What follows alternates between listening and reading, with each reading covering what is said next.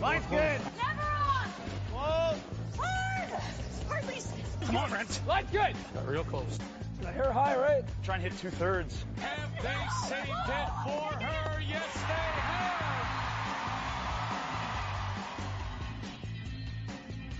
Ooh, welcome to Game of Stones, everybody. I am Sean Graham Scott. Socially distancing, as always. Hello, Scott. Hey, Sean. What's going on?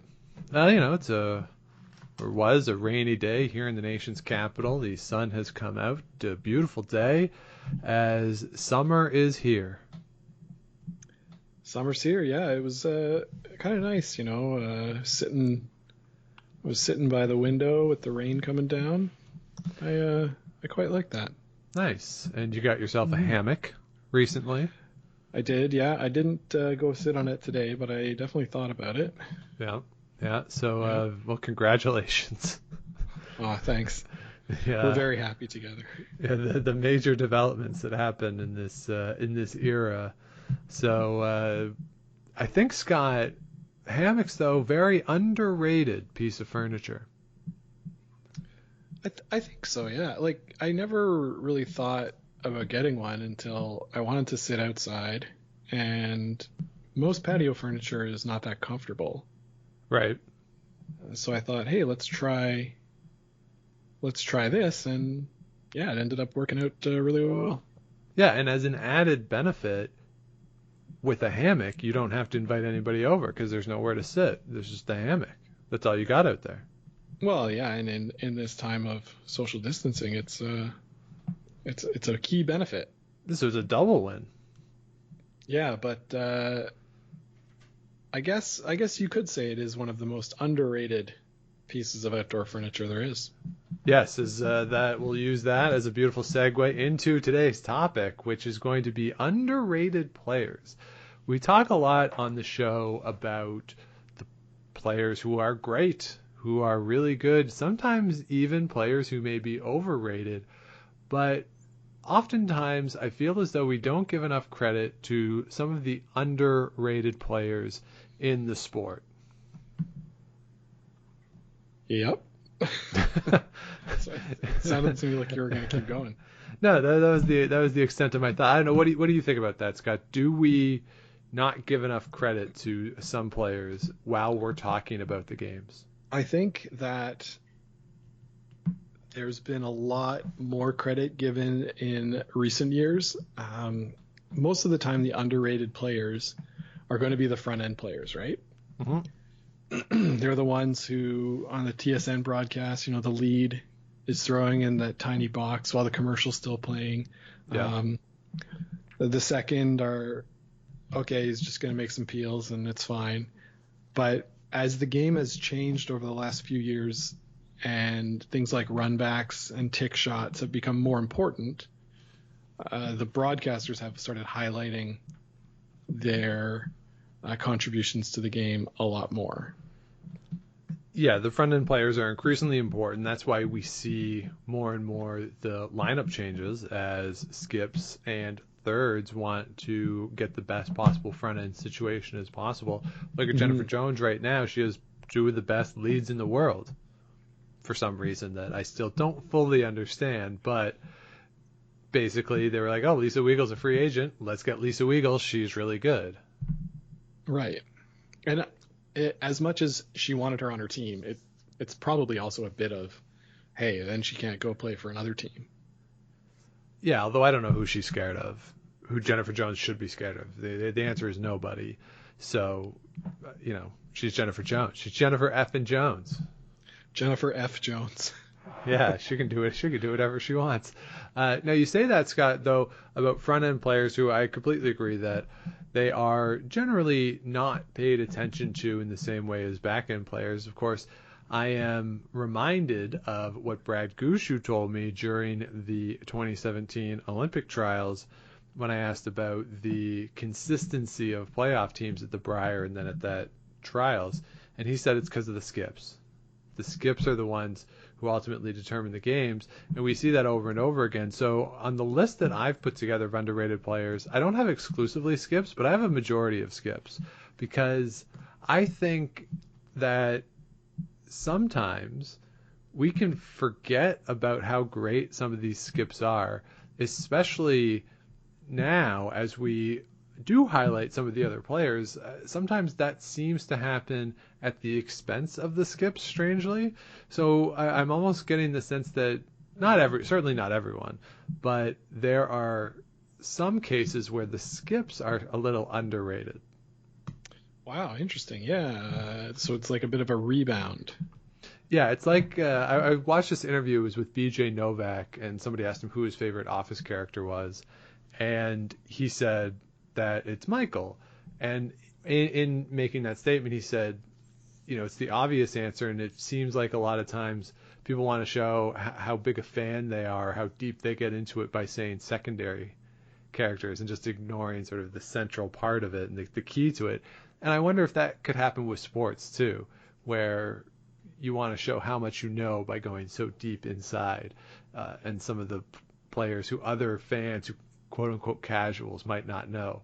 And that shows your level of fandom by how you can name all the players on the team. Right, because, everybody can be, John Tavares fans. Yeah. But not everybody can be some guy in the Leafs I've never heard of.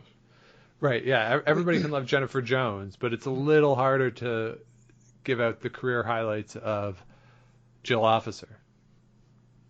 Yeah. Even though it's not because they're the exact same, the exact same career highlights. Yeah, they are the exact same. Yeah. So we've each put together a list of some current, some past players who we feel are overall underrated in the canon of curling. So Scott, why don't you go first? And who is the first player who you came up with for your underrated players?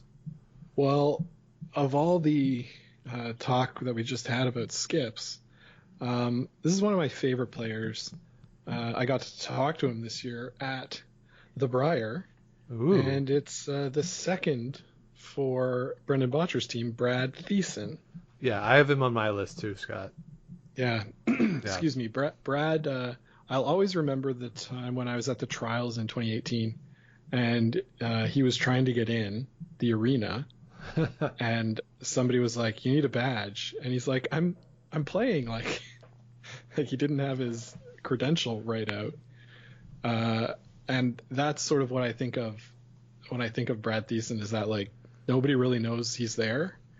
Right, and that aw shucks reaction too.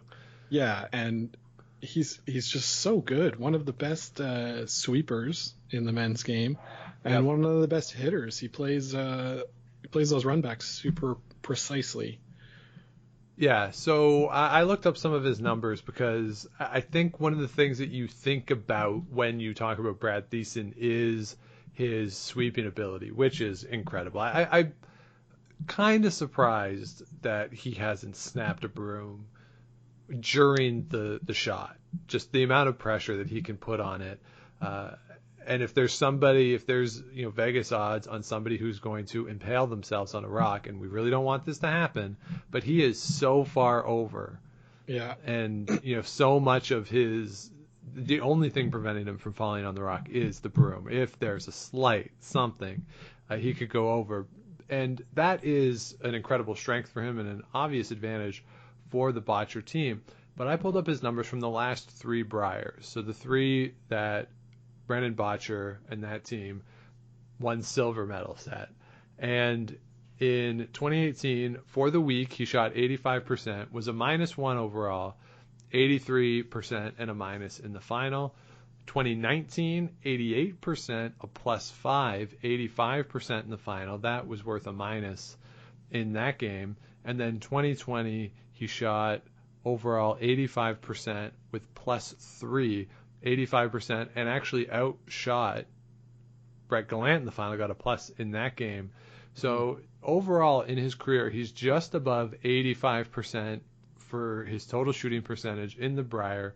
He is a +7 overall and has shot just under 85% in the finals. That's really, really good for somebody who we don't talk about that much in terms of shot making.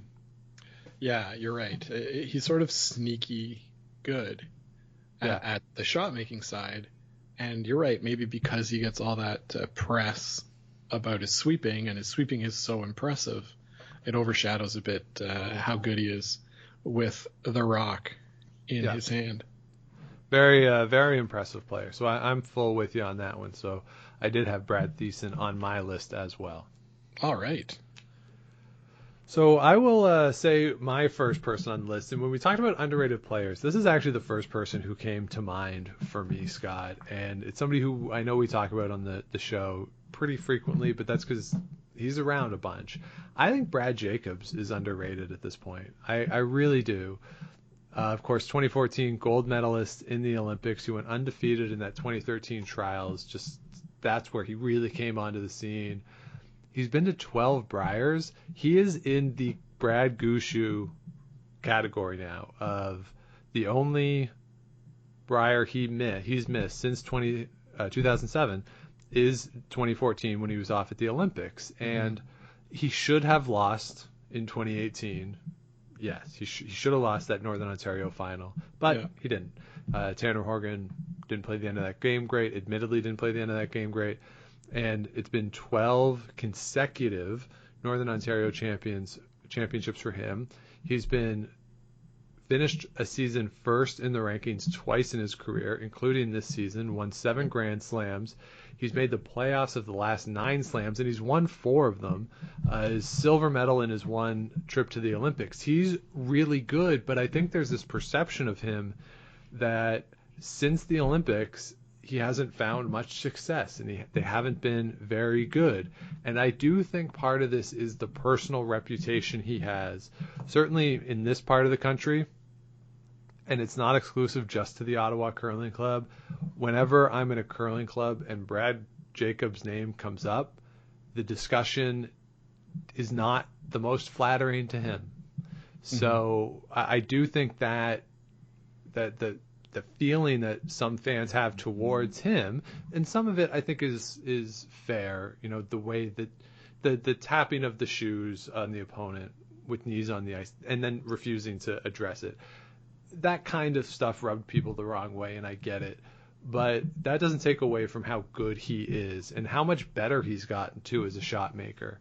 You know, he always had the high hard one. He's gotten a lot better on the soft stuff and the touch shots, and I really think that now that we're 6 years removed from that gold medal, that they're not, or he specifically is not thought of as the great player that he is.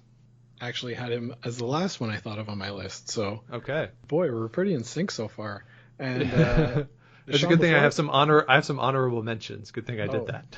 That's good. That's good. I agree with you. He, like you say, their team is consistently there, and given the reputation that they've had in losing so many finals, maybe not being the most mentally tough team, going out and getting extra coaching help, they were sort of the innovators on the physical side. I remember when I was in the Briar, when I went to the Briar in Saskatoon in 2012, I went to see their up close and personal, and Stu was asking them about, you know, what's the routine when you come to the Briar, and they're like, oh yeah, and we flew in, went to the gym, got to the hotel. Like, the gym was the first thing they did. Right. And the weakness of their team has always been perceived to be the mental side.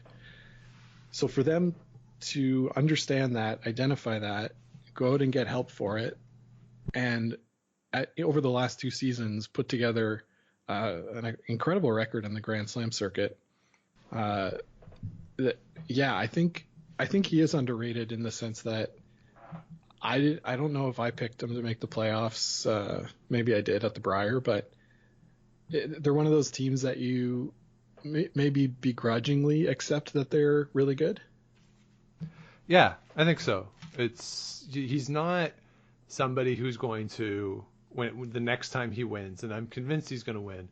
He's not somebody who people are going to have the same reaction that they had when Val Sweeting won with Carrie Anderson this year, where there was just this outpouring of support of like, yeah, we love Val, like, great, good for her, she deserves this. Like, that's not going to happen when he wins. But again, it doesn't take away from how great he is. No, for sure. For sure. Or maybe there will be an outpouring of support, but it'll all be for Mark Kennedy because everyone loves Mark Kennedy. Yeah, maybe that's it. And I do think Mark Kennedy is a big part of why they've been so good this past year. But like But he was good before that. Yeah. Yeah, and Brad's still throwing the last rocks. Like Yeah. And you got to make them. So all right, so you had Brad Jacobs on your list. So I did. You've had 2 Brads so far for you. So I'll go to my next one then, Scott. We talked about her last week in the what ifs. I think Sherry Maddaw is underrated. 7 Scotties appearances. She won 4 bronze medals, 01, 02, 04, and 08. So if you think about her career at the Scotties and the bulk of it, she was going up against Colleen Jones, Kelly Law, Kelly Scott, sort of that era of champion. And I don't think there's any shame in not winning against those teams, right? She lost a semifinal against Colleen Jones in there. She's won 2 Grand Slams. She, of course, as we talked about last week, silver at the 2013 trials, and a fixture for a long time, both on tour and maybe I'm biased in the Ontario side of it, just being around Ontario, knowing what her schedule was a little bit, how much they were playing, how much success they were having on tour. I think that, as we talked about last week, if she could have won a Scotties or that trials, I think a Scotties is a little more important in this regard. Mm-hmm. But I think, right now she's seen almost as I hate to say an underachiever, but she had a great career. And I think that we forget about how close she was and how she, in a couple of occasions, kind of dragged teams. I think of that 2013 team, almost dragged them to the final with how good she was. Yeah. I think she did pretty much come up with a great week, right? We talk about that a lot, that sometimes all you need is to have a really great week. And Sherry Maddaw was able to do that. We did talk about last week a bit, playing at the time when Colleen Jones' rink was so dominant. That's going to affect a lot of people. Like we talked about on the men's side with the Furby 4 and a few of the strong teams not playing, boosting the Furby team. Whereas on Sherry Maddaw's case, I think having Colleen Jones there sort of lowered all the rest of the teams. Yeah. If that makes sense, right? Yeah, no, it totally does. Like, think about somebody like Jeff Stoughton, too, right? Wins in 99 and then doesn't win again until, was it 13, 14, whenever it was that he 2009? won. I think 2009. No, that was a Martin year. That was a Martin year. Yeah, that 11. He won in 11 for sure. 11. Okay, so he has this long time in between, but during those years, he is part of the boycott. That's certainly part of it, but that's also the era of the Martin Howard rivalry, and it's sort of Jeff Stoughton is there competing for third place. It almost felt like. It doesn't take away from how great Jeff Stoughton was and how great of a player he was, and I think the same thing applies certainly to Sherry Maddaw. That she's not at that top level as Colleen Jones, and I think Kelly Scott may or may not come up later, but those types of teams, but that doesn't mean she wasn't great. Right. Yeah. So you're right. Yeah. So I have Sherry Maddaw. So who's your next player, Scott? So next on the list in a similar era and a player that you just mentioned, I think Kelly Scott is a little bit underrated. Yeah, I agree. So she had this sort of, maybe a flash in the pan is not right, but about a 8-year stretch where she was one of, if not the best team in Canada, along with Jennifer Jones, sort of 1 and 1A. So, excuse me, as far as Scotty's appearances, she had 8 Scotty's appearances, all between 2005 and 2013. So every year for those 8 years coming out of British Columbia. Yep. She won 2 Scotties back to back in 06 and 07, gold in 07 at the Worlds, and a bronze in 06. And then was silver medalist in 2012 in Red Deer. That was Heather Nedowin's team that won, and a bronze in 2005 and 2013. Like, to have 8 appearances, 5 podiums, she was also at the trials in 2006 for the 2005 trials for the 2006 Olympics. Yeah. And they finished first place, had 7-2 record.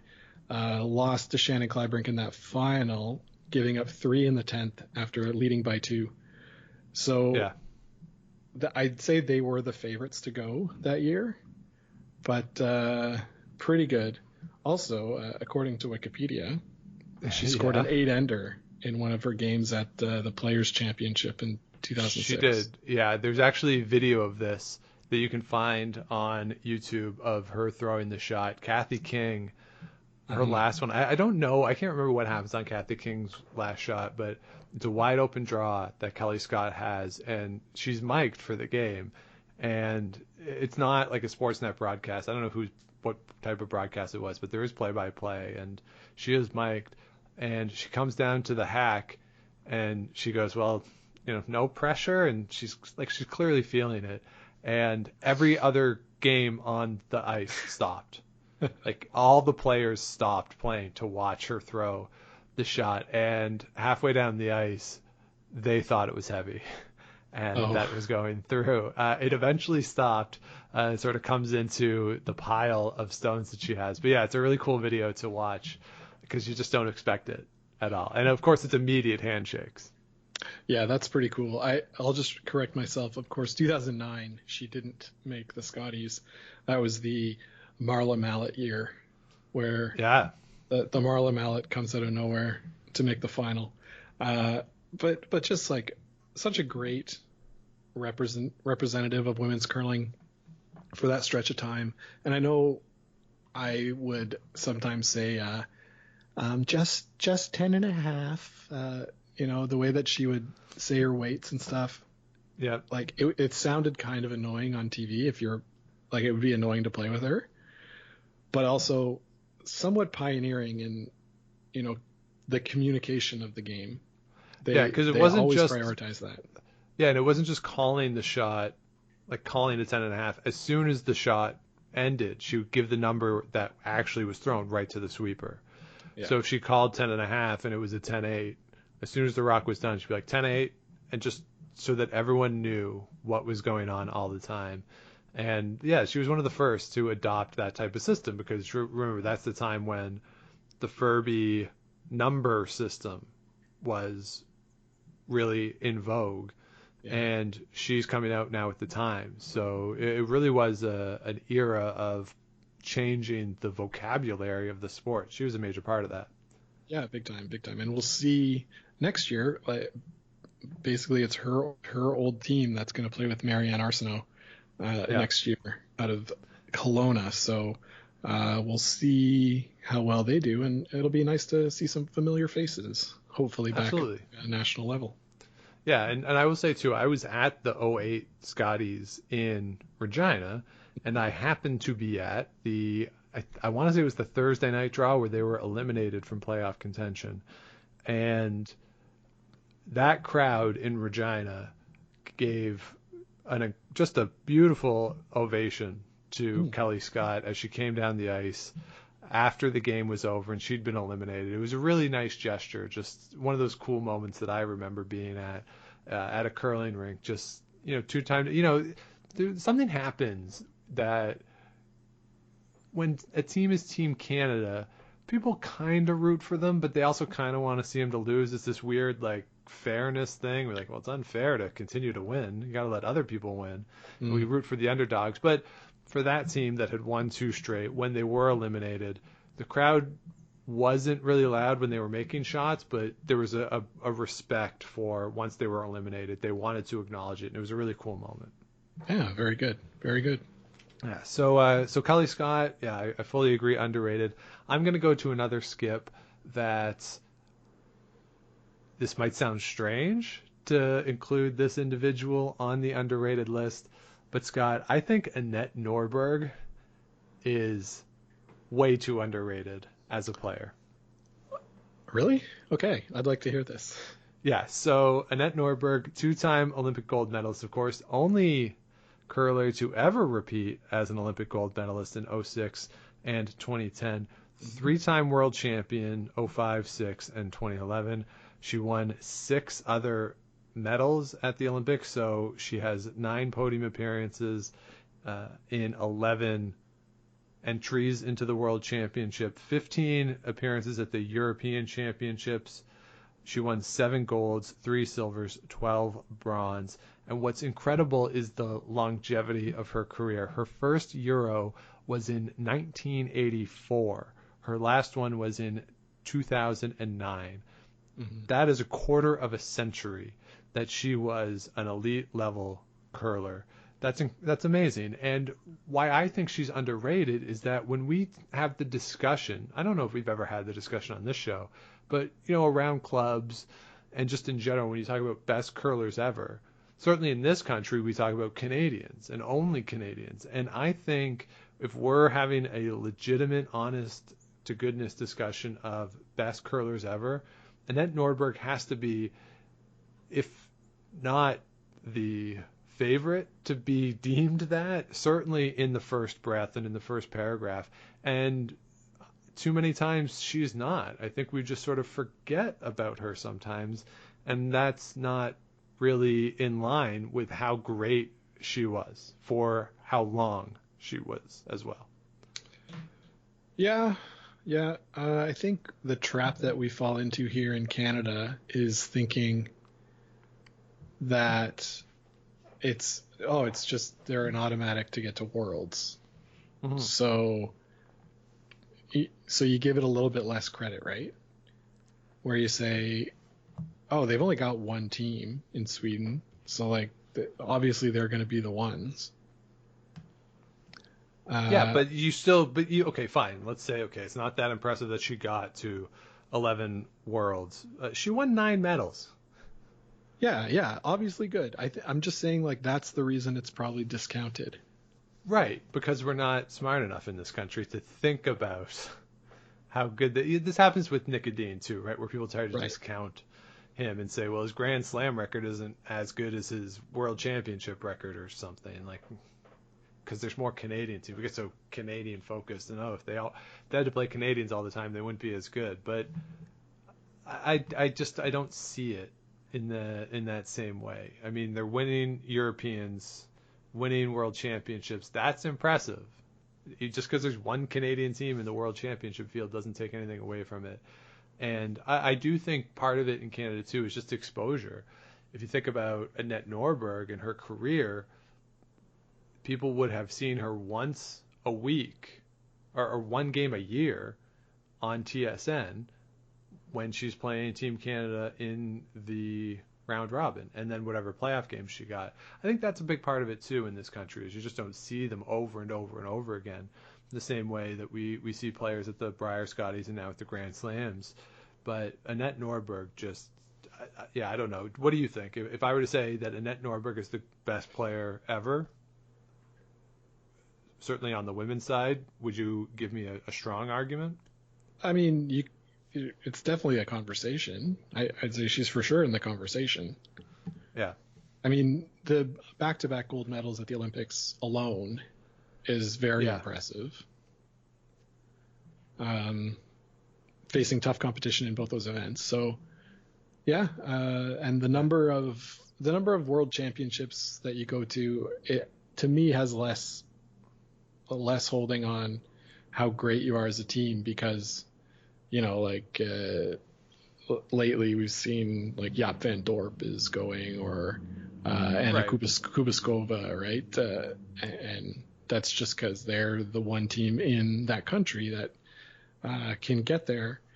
But they're not winning medals every time. The medals are the impressive part for sure. Yeah.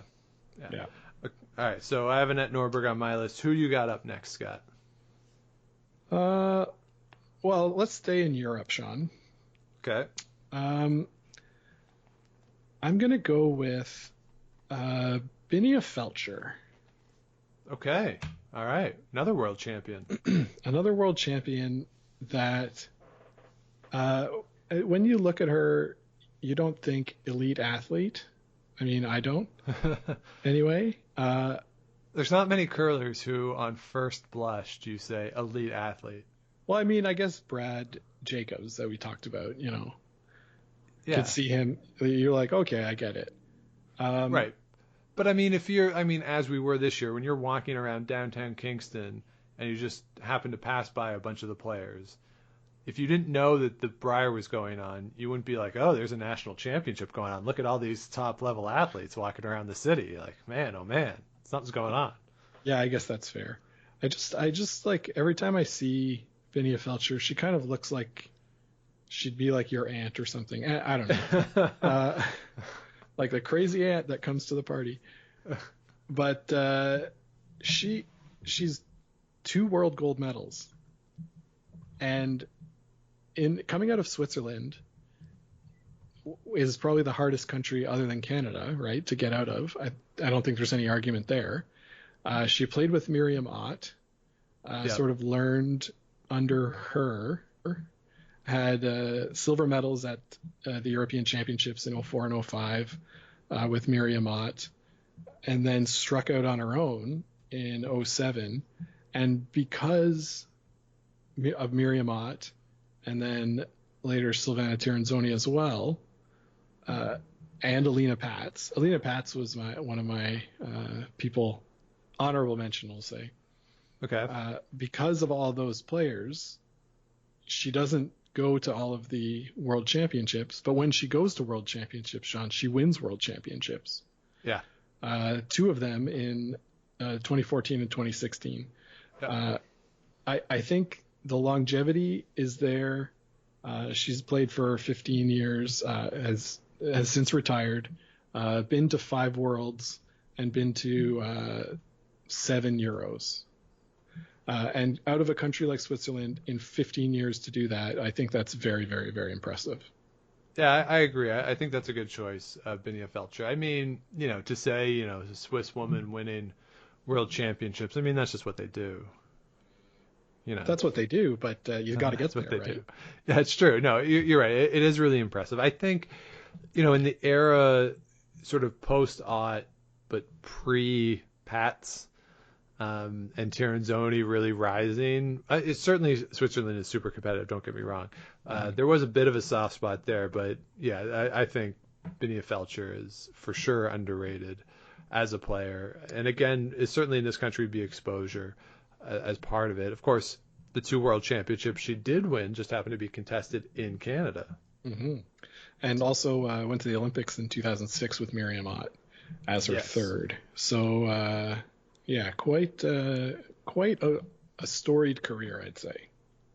Yeah, absolutely. It's kind of sad that she's gone now.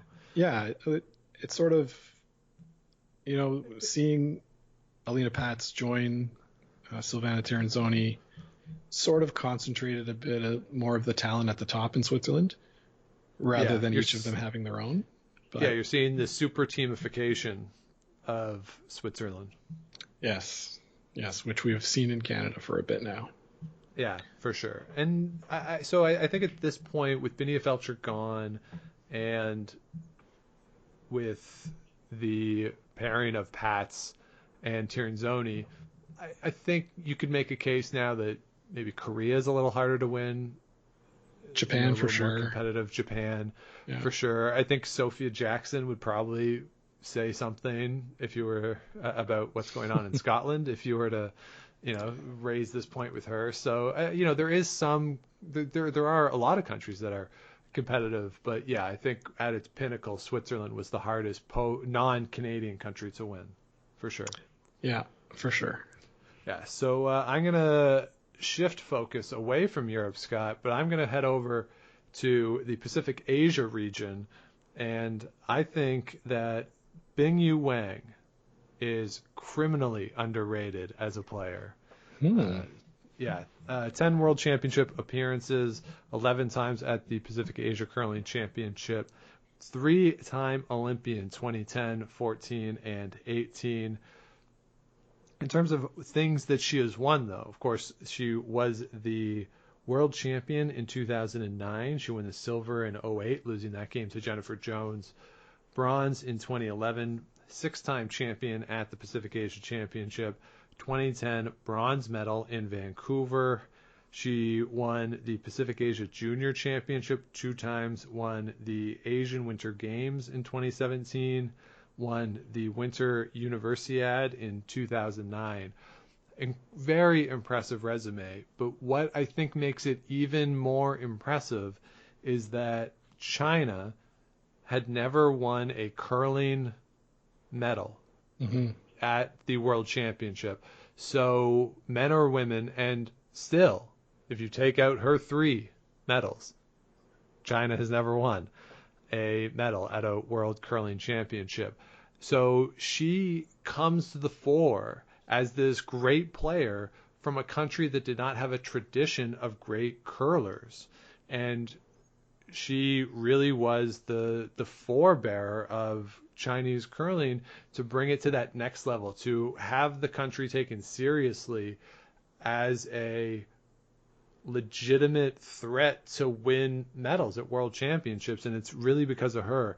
And I think you have to take that into account when you consider the totality of her career, that she was coming out of a program that was not really existent, and certainly a lot of help from the government and financially, and bringing in coaches, all that helps.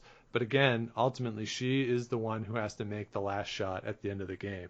And since she sort of left for a bit, started a family, came back, and then has left again, I just don't think we think of her at that top level. But in the latter part of the aughts, she was a force to be reckoned with whenever she was on the ice.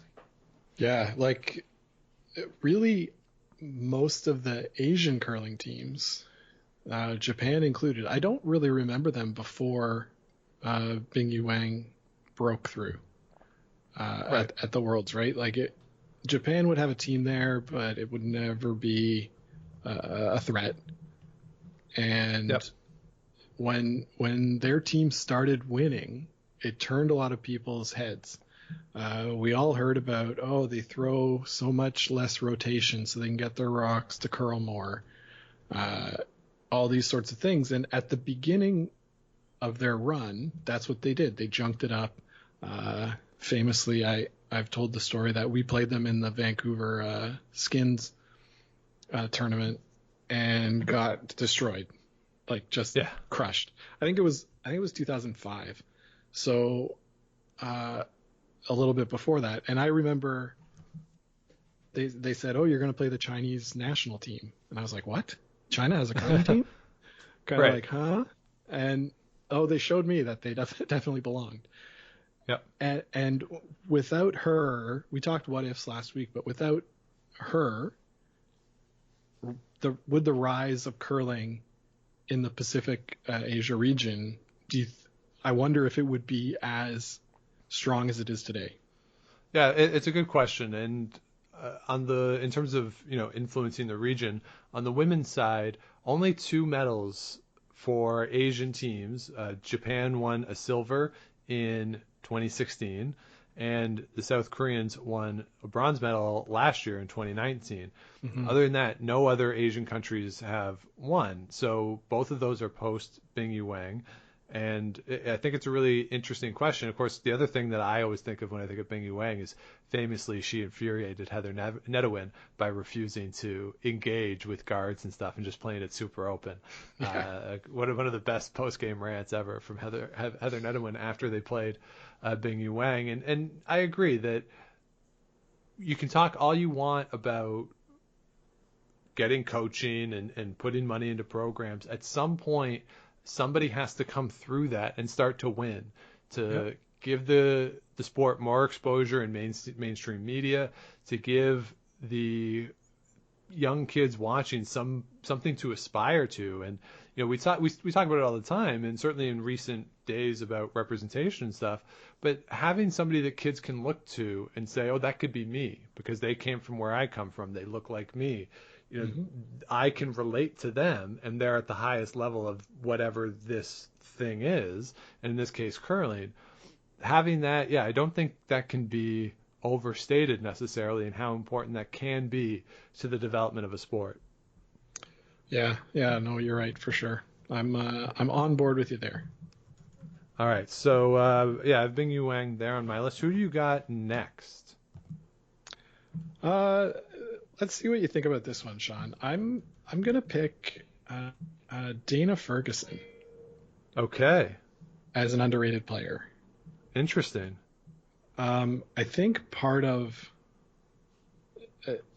you always think of Dana Ferguson and Rochelle together as sort of a group, right? Yeah, they're a team. They're a team. When I've talked to Dana in the past, like she's super positive, a great presence all over all of these events, always having fun. She doesn't look like a curler. When she played with Val and Joanne Courtney was on the team, famously, like Joanne Courtney played third, but also swept. Yeah.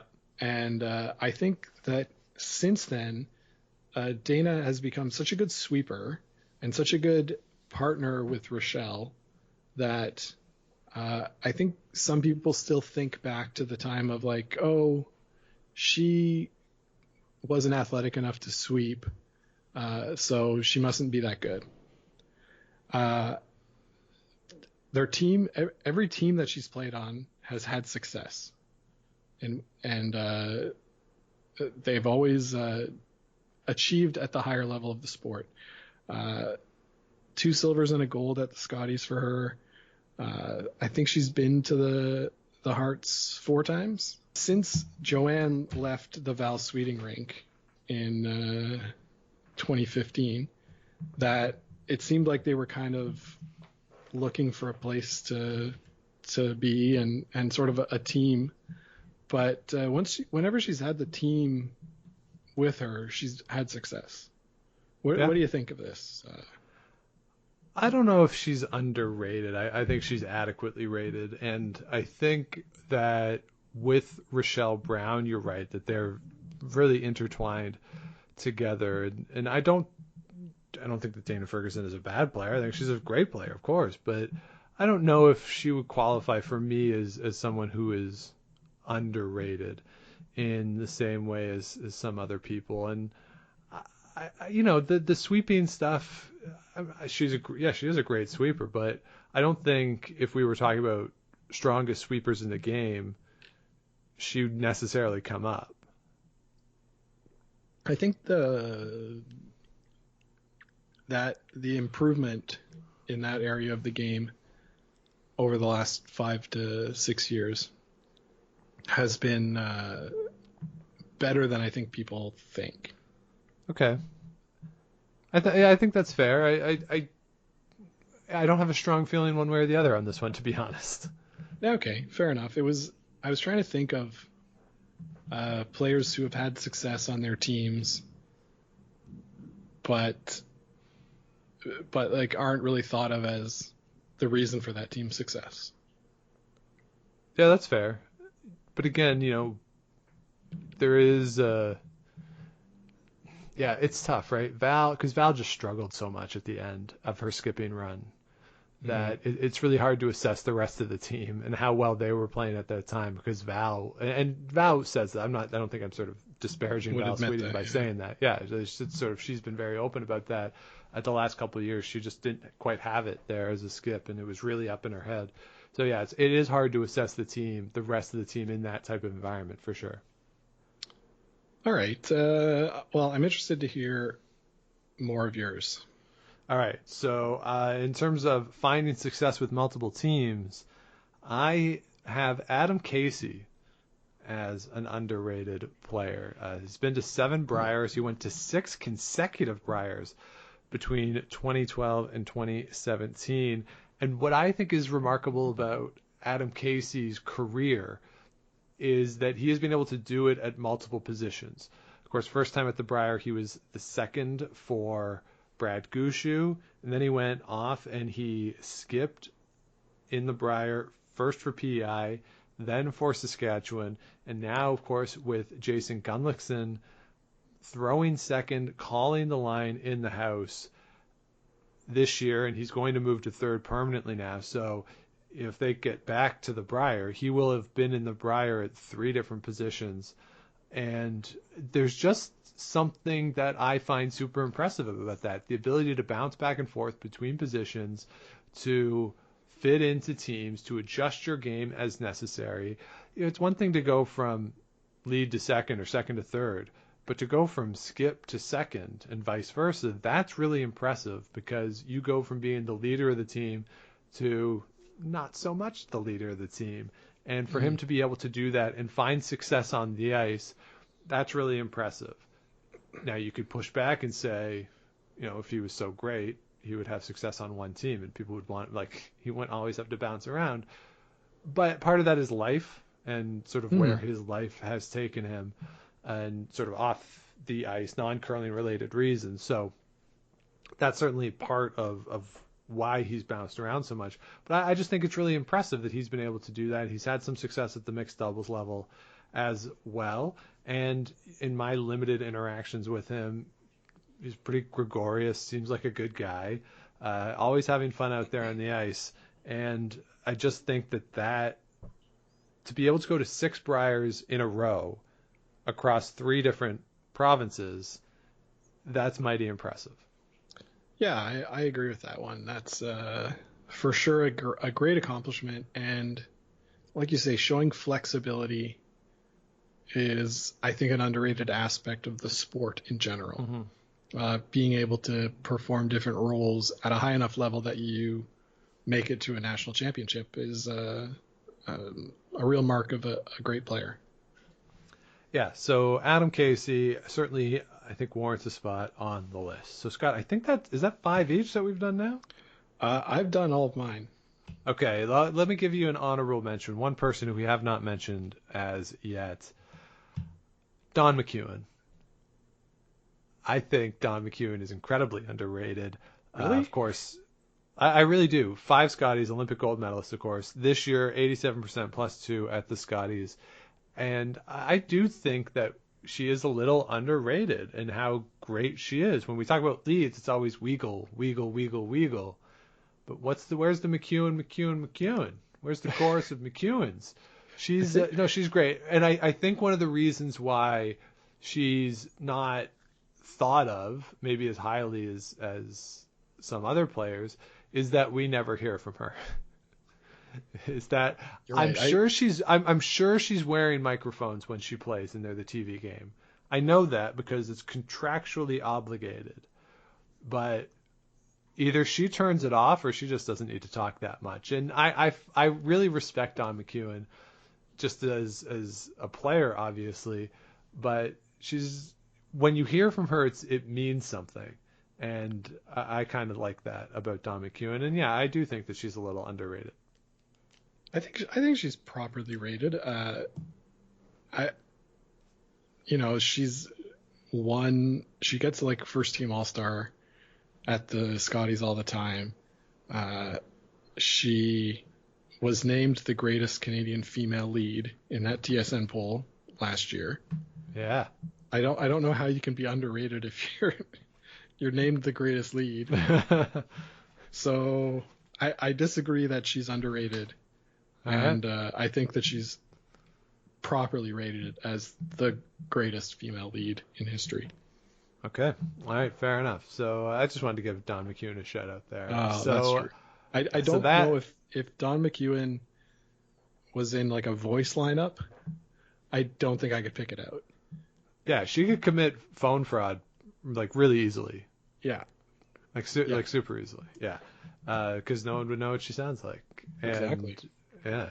Of course, as we talked about last week too, made the Scotties final playing with Jen Hanna there in 2005. So not completely attached to Jennifer Jones in terms of career accomplishment. Exactly, yeah. So there you have it, our list of underrated curlers. And of course, you can let us know who we may have missed in that list, both Canadian players, of course, but internationally too.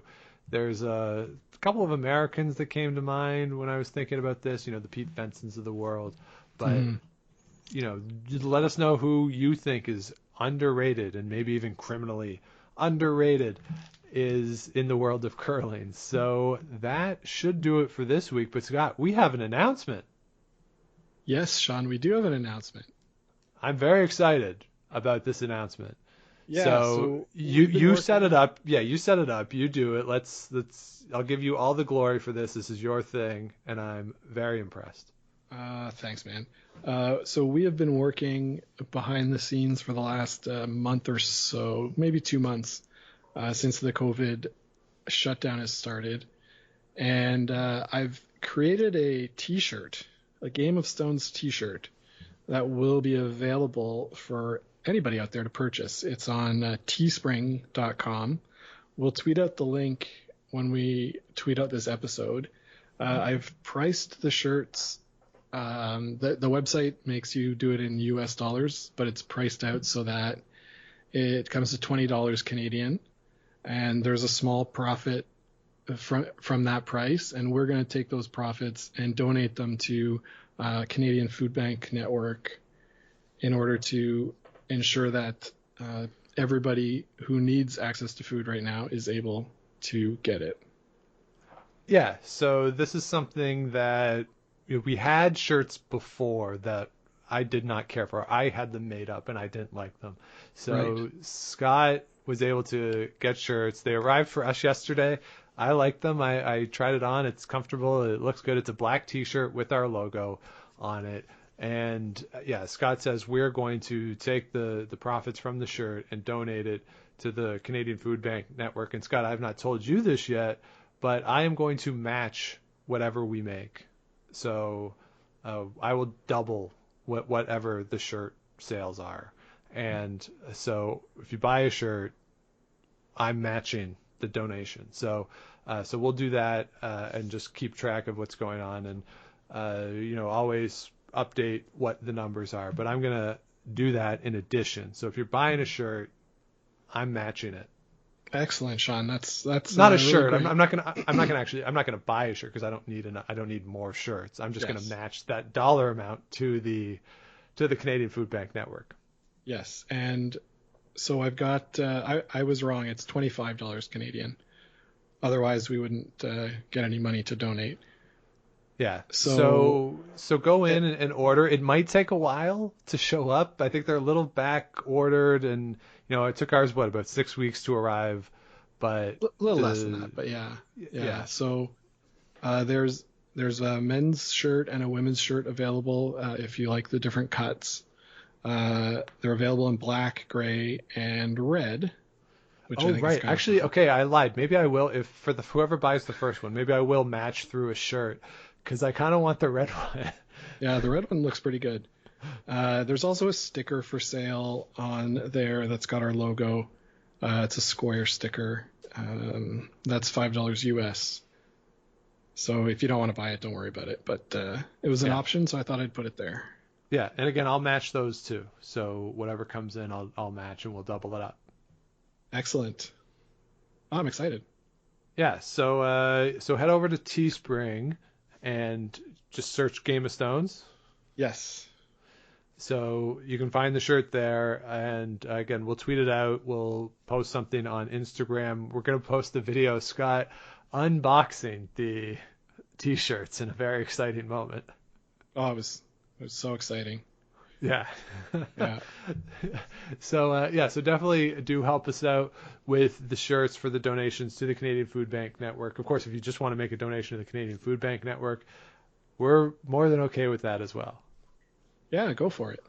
Yeah. So again, we'll link all that stuff out, and thanks everybody for whatever support you can offer in this time, and certainly the stories of people being unemployed and furloughed and the financial struggles are very real, and food banks have noticed and put out calls that they need more funds and resources to meet the increased demand at what is a very tough time for a lot of folks. across the country. So this is our small way that we want to use the show to help out as best we can. So again, teespring.com, and just search Game of Stones, and we'll tweet out the link as well. We'll have it on our Facebook and Instagram. So whatever you can help with that, we appreciate it, and thank you. So that'll do it for this week, right, Scott? That's it. We have nothing else to talk about. No, there's a few things going on, but we can talk about it next week. Yeah. We'll get back into all the world of curling stories next week. Of course, please do subscribe if you have not yet. Wherever it is you get your podcast, give us the likes, ratings, allows other people to find the show, and just tell your friends if you like the show and like what's going on. And please do follow along on Instagram and Twitter at Game of Stones Pod. Scott's there I almost got it wrong, at Scott Likes TV. Scott, I changed my Twitter handle. You did? I did. I am now at the Sean Graham. I'm trying to sync everything together across all of my different accounts. So the Sean Graham was available. I don't think anyone's going to take Dr. Shawnee Fever, although I'm going to claim it just in case. And so I'm now at the Sean Graham. So you can find me on Twitter there. And as always, you can email the show, gameofstonespodcast@gmail.com. And be sure to follow along with us on Mondays at 5 Eastern Time. We're doing Instagram Lives, and we might do a Facebook Live this week as well with the guys from Rocks Across the Pond. So you might show up this time, Scott. Yeah, I've had a tough go, feeling sick, and then I had an appointment yesterday, so I'm going to make sure my appointments are not scheduled at the same time, and go from there. Yeah, so hopefully you can join in this week. We had a lot of fun on Monday, and if you head over to our Instagram, the most recent post as we record this is the full episode. I don't know if that's the right word, but you can watch the entire Instagram Live that we had with Ryan and Jonathan from Rocks Across the Pond. I talked with them about a variety of topics, including athletes we liked as kids. We talk extensively about the Texas-Oklahoma football rivalry for reasons, and we talk even about Ryan loving Coors Light and how, Scott, we might not be able to do bad beer bets anymore because if he's voluntarily drinking Coors Light, I don't know what we can do. Yeah, that's pretty tough. Oh boy. Yeah, so you can check all that stuff over there, and next Monday another session of the Instagram Live with those guys. So thanks everybody for listening. Thanks for joining us this week. We'll be back with you again next week. But until then, keep your brooms on the ice and don't dump that intern. Make the final.